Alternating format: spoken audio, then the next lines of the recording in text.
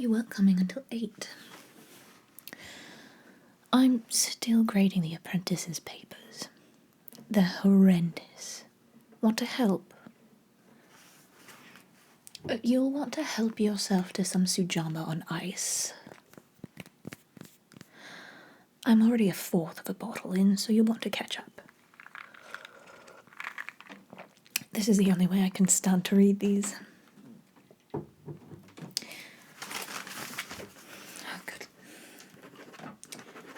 This is the only good student in this class. Nice job. You want to play the Unofficial Winterhold faculty drinking game? Drevis came up with it. You take a drink every time an apprentice makes up a public controversy. Anytime an apprentice tries to make a joke that you cannot immediately identify as a joke. Whenever an essay starts with a phrase, "since the beginning of time." Anytime a student cites themselves as personal experience. And you must finish your drink if you simply cannot continue to read whatever is in front of you.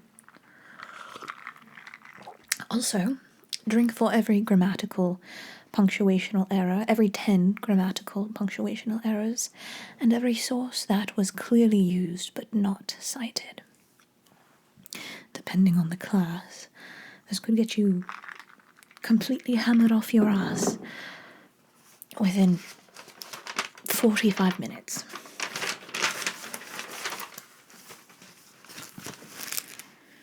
Let's look at this one. No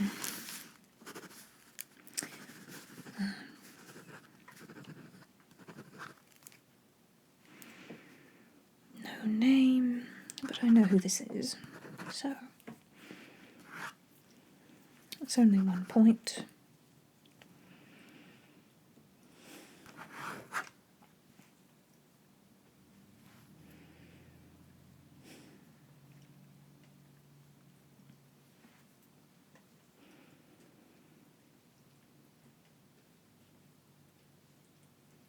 There it is. A joke that isn't funny.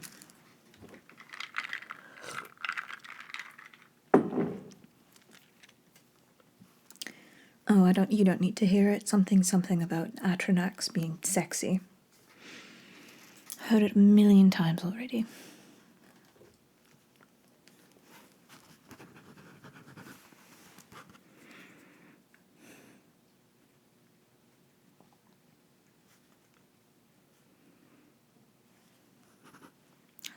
Good, they actually cited their sources. Glad to see it.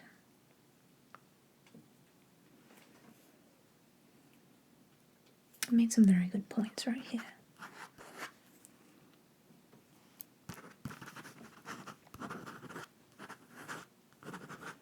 It's nice to be pleasantly surprised.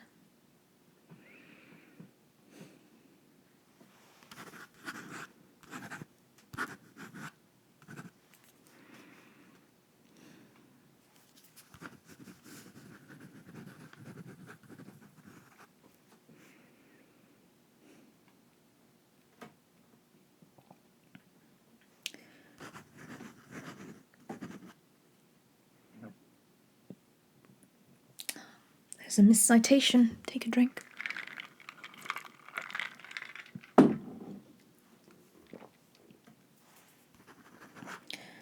Overall, this one isn't too bad.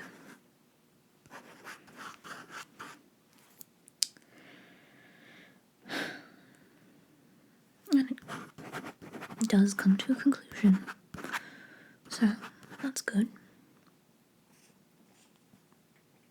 Alright. We're not off to too bad a start. Let's look at the next one.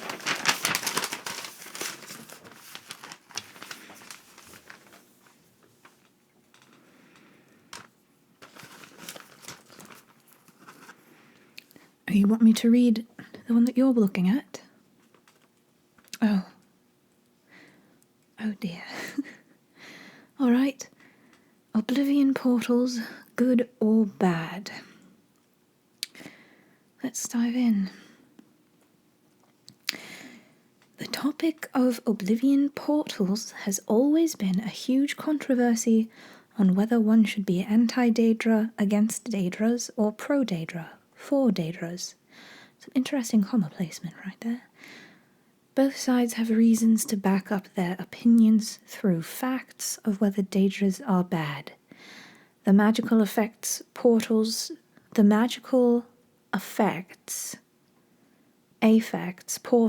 Oblivion. Oh, the magical effects portals to Oblivion can have...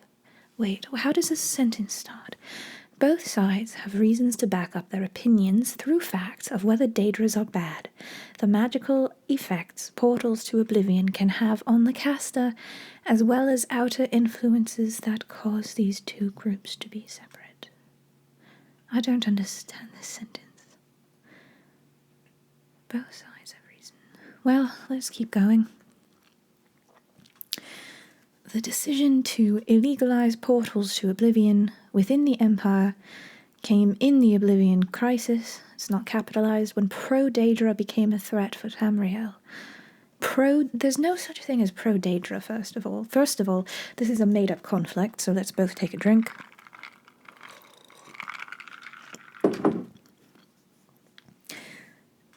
The biggest controversy with portals is whether Daedra are evil.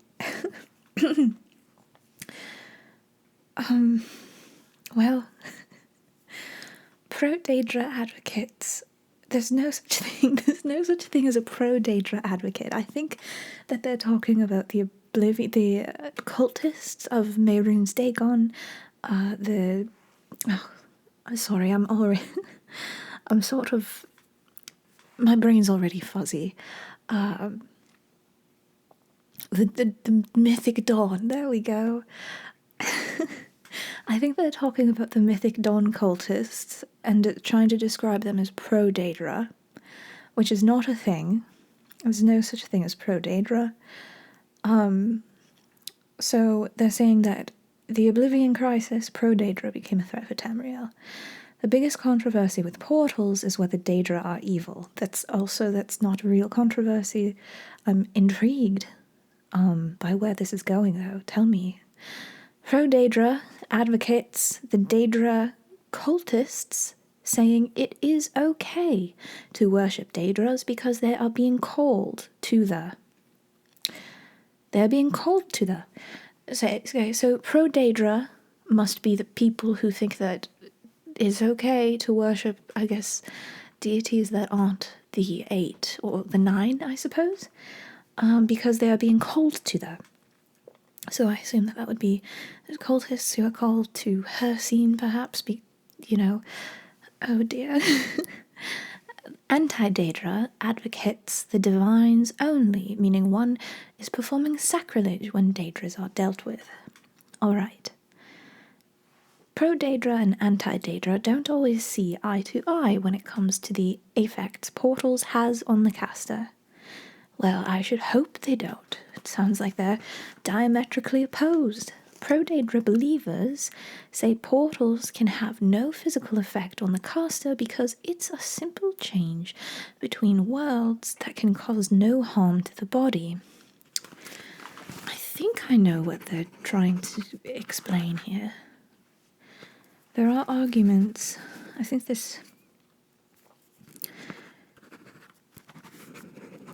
it might be Arniel, or maybe Tolfdir, who teaches a text in his class, where they do talk about the transitional effects that Oblivion portals can have on magically attuned people crossing over, and incidences in the past when people have crossed back and forth between Oblivion, like during the Oblivion Crisis, the Hero of Kvatch, and others.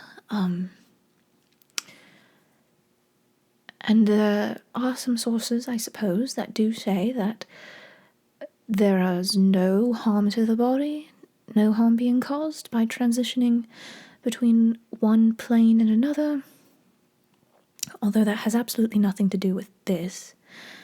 They also believe emotionally, oh, there's a semicolon there, I love that. Emotionally, the caster will feel a sense of well-being because they can explore a new world. Sure, that makes about as much sense as anything else.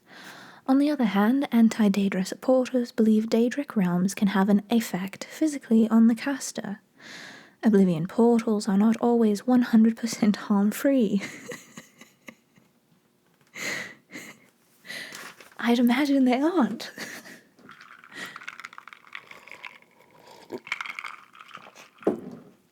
I like that statistic, 100%. They're not always 100% harm-free. I wonder who the academic sources that are saying that they are harm-free are. I'd like to read some of those articles. Another symptom that has been known to follow with Oblivion Portal Syndrome is after the portal closes, the caster immediately desires to open another portal to fill the empty space they decided to give up.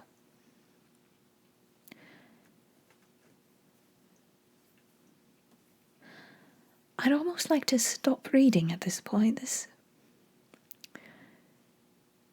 We're getting into... This is not anything I've ever heard of.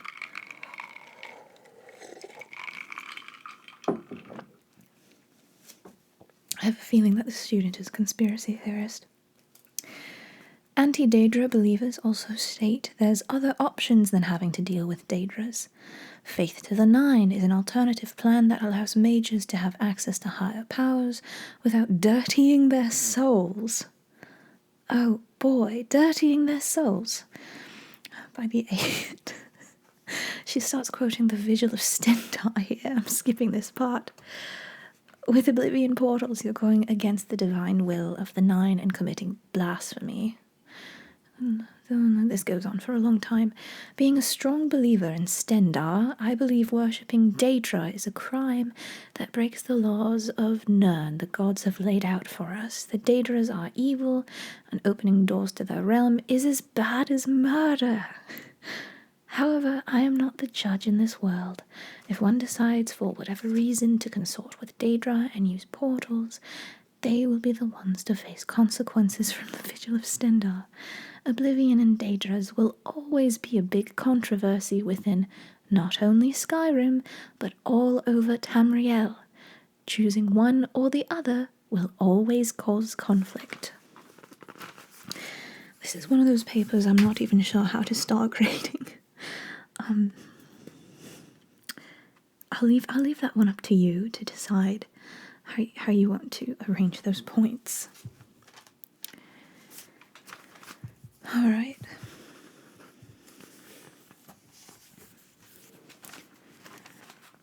I'm not in as much pain as you. I've got a much gentler essay.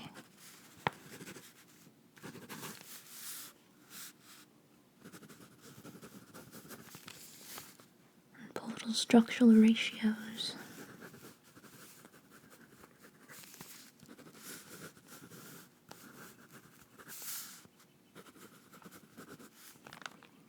Alright.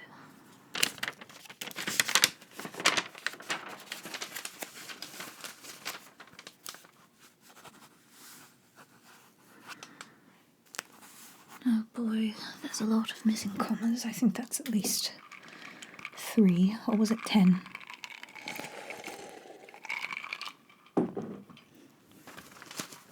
That's good, Sujama. This was a shipment from Solstein.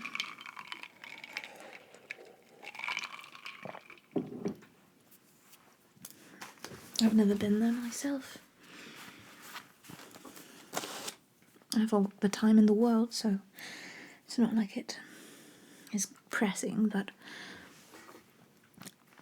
I don't really have any particular desire to want to go to Solstheim. I've heard that it's sort of a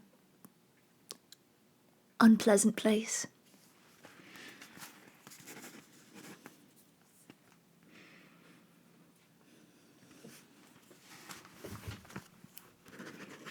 If I'm going to go on vacation, I'm going to go back to the Somerset Isles. At least it's warm there.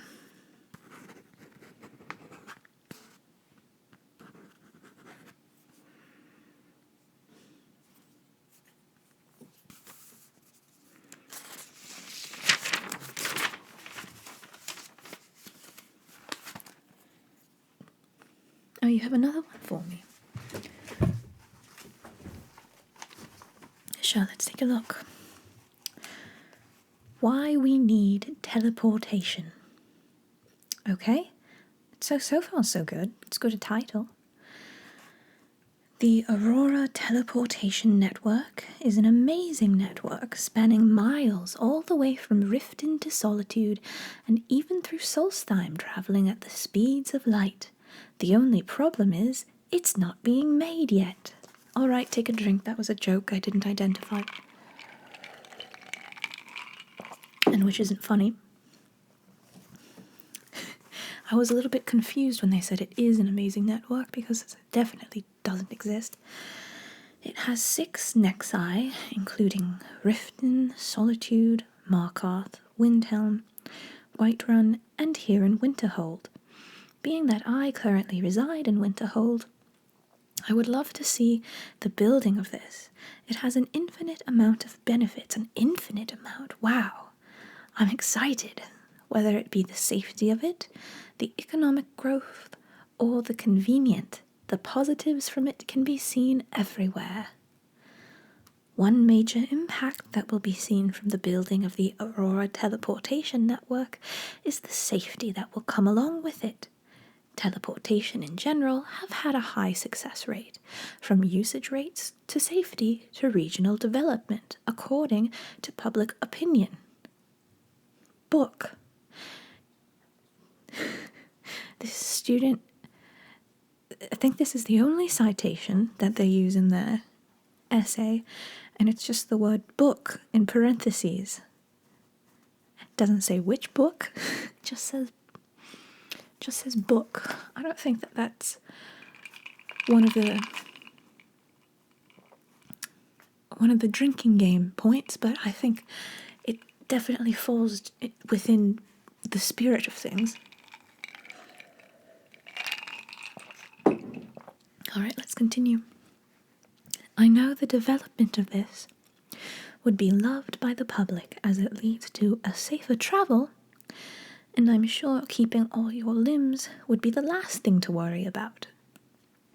I think it's pretty high up on my list. As a student at the college, I know that everyone hates the journey from here back to their hometowns, and this would make it extremely easy to be able to just hop onto a teleport and get an easy trip back to their homes. The road to Dawnstar is one that is literally impossible thanks to trolls, literally, and can often lead to many injuries. The Dawnstar God has troll, vampire, and dragon-related casualty statistics out up to last year, and in last year alone there were 8 deaths related to dragons by themselves. I believe that with less Winterhold College residents hitting the roads on the way home rather than teleporting, there will be a decrease. Oh, I got that wrong. Hitting the roads on the way home and rather teleporting. There will be a decrease in the number of people hurt overall throughout the province. Alright, well this has a couple of good features. I mean, they at least have a point. The last paragraph is okay.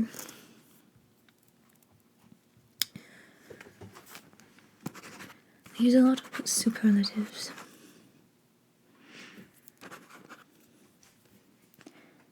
It's not the worst I've ever seen. I won't take too many points off of that. Be at least a little bit generous. These are apprentices after all. They don't quite know what they're doing yet.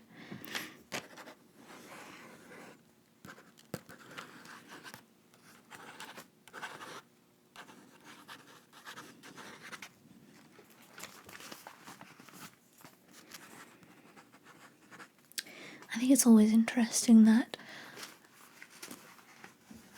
students just love to write about the Aurora Teleportation Network or the Skyrim Teleportation Network or whatever it is. It's a nice, simple, easy, non-politically charged topic to write an opinion essay about. It's not scary. It doesn't, the students don't have to take a public stance on current political affairs. They don't have to talk about, the Thalmor or Dissolution of the Mages Guild, or Imperial Stormcloak War, or, anything scary. They can just talk in pure hypotheticals, and it doesn't really challenge them too much. That's why most apprentices like to pick the Aurora Teleportation Network as their thing to write about. It's also good because everyone knows that Skyrim's never getting a teleportation network. That kind of magic is more or less fallen out of public usage ever since we lost the Mages Guild. No, I wasn't around for that. I'm not that old. How old do you think I am?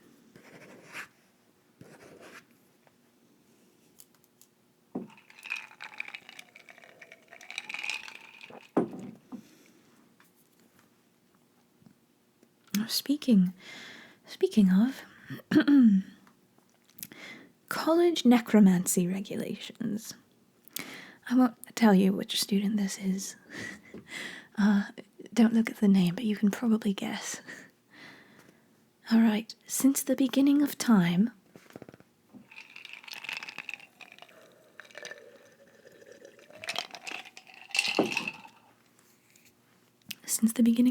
necromancy was considered dangerous and banned in many places.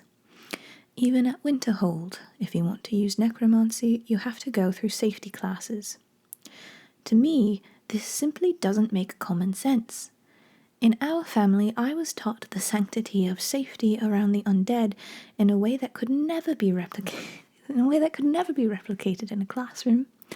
I was a toddler who crawled next to a skeleton as it was being raised, and knew by age 3 that under no circumstances should I ever mess around or disrespect with dead bodies. Oh. Oh, by the 8th, this is so concerning. Yeah, you know who this is. This is a necromancy student. This is necromancy girl. I was a toddler who crawled next to a skeleton as it was being raised. That's so alarming.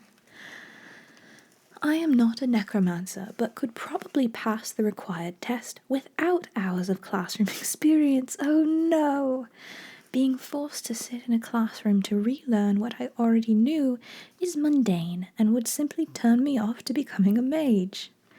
Okay, so she doesn't want to have to take safety classes at all, and doesn't think... Okay, if minors would like to practice necromancy, the classroom experience can make... If minors would like to practice necromancy, the classroom experience can make sense. But as a literal adult with real-life experience, I don't believe that I would benefit any more than I have. This isn't even the topic that they were assigned to write about. They're supposed to write about topics and theories that were touched on in Doors Wide Open, a treatise on standardized teleportation.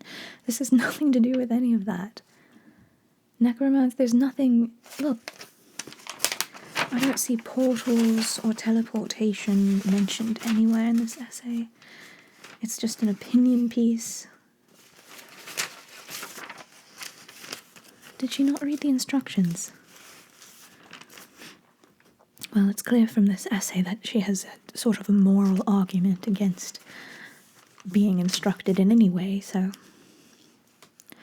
If minors would like to practice necromancy, the classroom experience can make sense, but as a literal adult with real-life experience, I don't believe that I would benefit any more than I have. Safety classes required for necromancy are a good way to educate young people about how to raise the dead, but as a legal adult I see it as another hoop and nothing else. I understand that these requirements have come from irresponsible necromancers and the rash of loose undead that Skyrim's gods blame us for. My rights as a mage are not being respected by these rules. This on paper... Last time I gave the student a grade that was under 75%. She got her parents in solitude who have high position in the Blue Palace to come and, well, they didn't come personally. They sent letters chastising me and demanding my resignation. So, in lieu of that, giving a 75% on something that definitely should be given an F, I propose we just give the student the F that she has earned, to oblivion with being lenient anymore.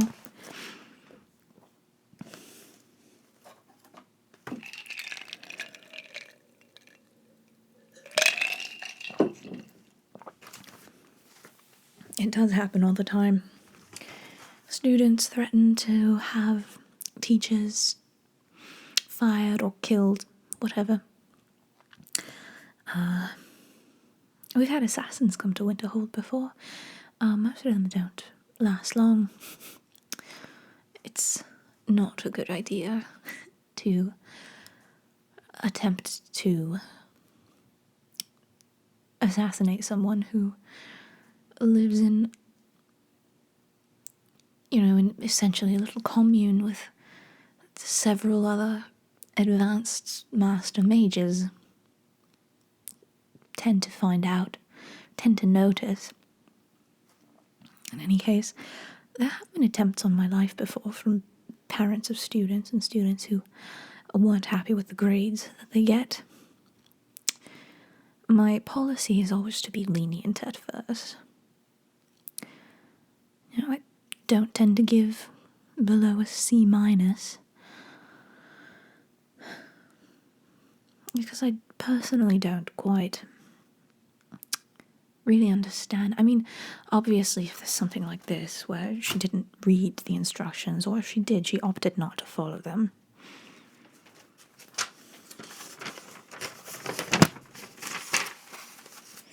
People think I'm a harsh grader. I'm not. I'm quite easy. They're going to hate getting into Feralda's class or Sergius's. Far more merciless than me. Most of them don't make it that far, though. Students like this one tend to blow themselves up before they get to that class. Alright. Problems with Briarhearts. Alright. This student is one of the better ones, so with the spectacular mountains, the booming city life with a small town feel, and growing populations, Skyrim is like a magnet drawing people in. That's just untrue, but also it's an attention grabber.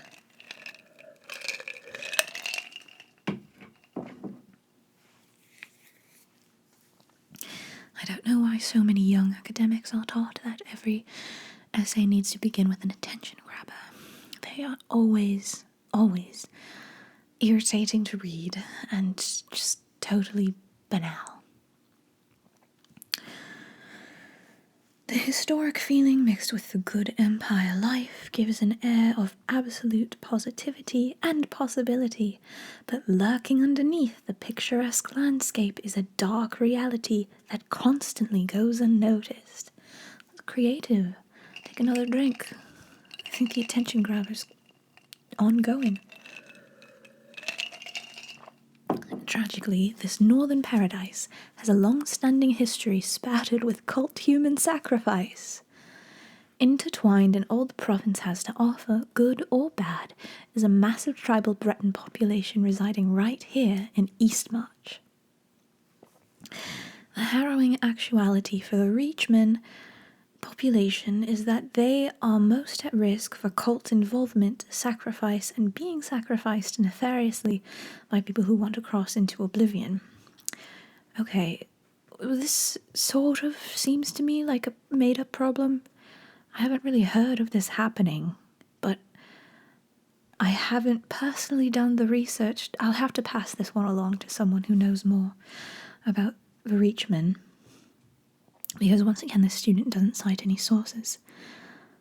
At least they seemed a little bit concerned for the Reachman. I was a little worried that this was going to be, sort of a racist opinion, but it seems like their concern is for the Reachmen who are getting nefariously sacrificed. Seeing as Reachmen living as Forsworn are 100 times more likely to become involved in 100 times more likely to become involved in cults compared to all other groups. I'd like to see the statistic. I'd like to see the source there. One can't help but raise the simple question of why. According to the Reachman cultural envoy, Joran Malthorn, here we have a real source. Congratulations. The answer to the question is the notion of human sacrifice as a form of portal catalyst is practiced primarily by the desperate and vulnerable who are easily led on by predatory beings beyond the veil in hopes of reaching some form of paradise or conjuring powerful allies to alleviate their suffering. As stated above, the Reachman population is at high risk for impoverished living situations which ultimately fit the mold for ultimate vulnerability.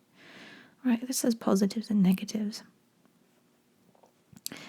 The answer to the question, I'm a little confused. I don't think this sentence makes any sense. According to the Reachman cultural envoy, the answer to the question is the notion of human sacrifice as a form of portal catalyst is okay, so that sentence just doesn't. That quotation is not correctly formatted. It's not correctly inserted into the sentence. So I think we're enough grammatical errors in. There's also just a comma where one shouldn't be.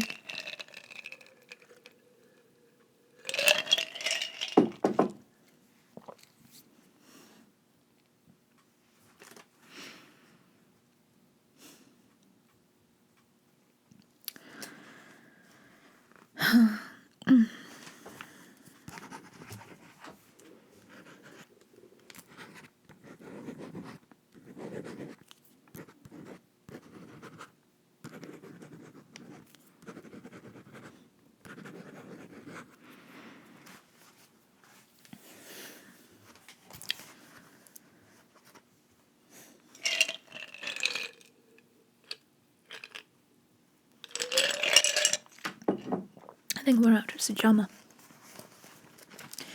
I think that's as good a place as any to stop grading papers for the night. We'll get another bottle. Or perhaps some local mead.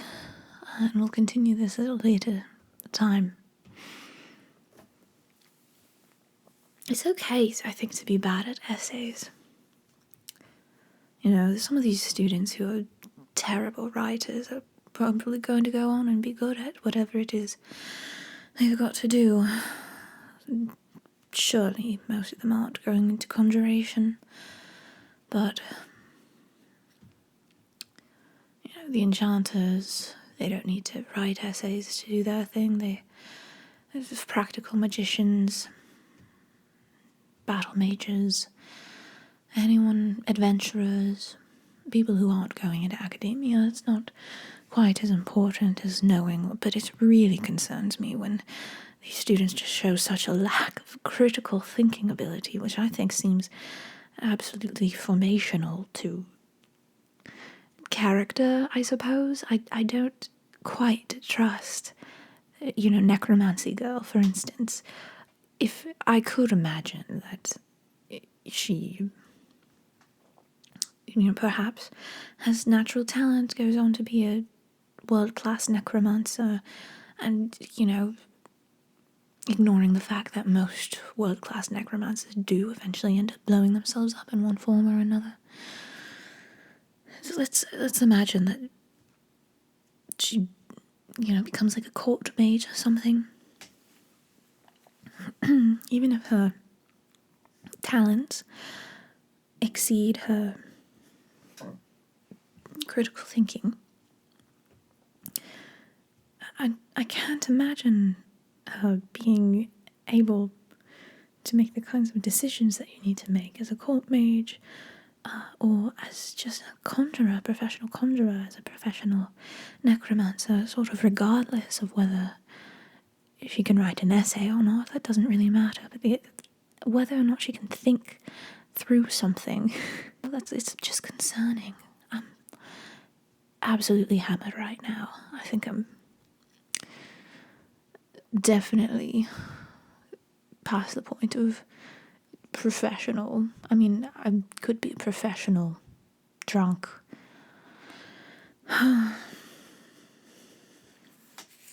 Academia isn't set up to accommodate natural talent anyways. Which is why it's okay to be bad at your favourite thing, you know? Do you think Colette Marant's got her position here by being an excellent spellcaster or a research genius? And likewise, I've seen plenty of raw talent walk out the door simply because they could not handle the demands of our organization.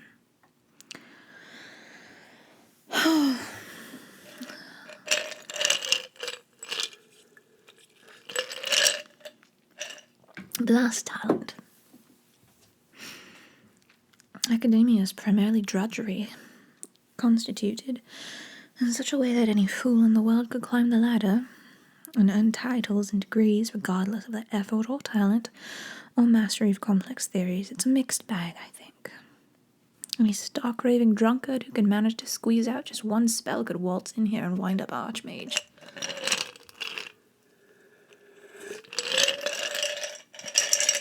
It's really just melted ice at this point.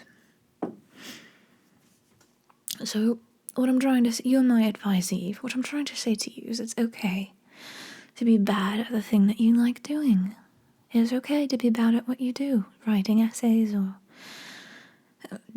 casting conjurations. Because in the grand scheme of things, it doesn't really matter whether you can do this perfectly, because as long as you simply do it in any capacity at all, you've more than exceeded the minimum requirements to call yourself a doer of that thing, and of having my job. Am I making myself clear? Or am I just sounding just stark, raving drunk? It's also okay not to get better. So what I'm saying, you can be a good mage, you can be a good student. You can get the same place with either thing, or you can be bad at everything and just keep doing things badly until they stop paying you for it.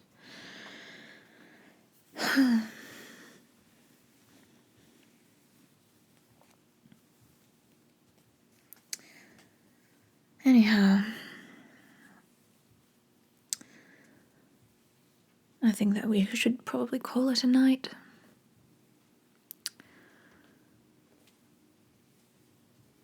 No, I don't need you as my research assistant this evening. I think I've definitely passed the threshold of too drunk to continue. Don't blame me. I'm blaming student papers.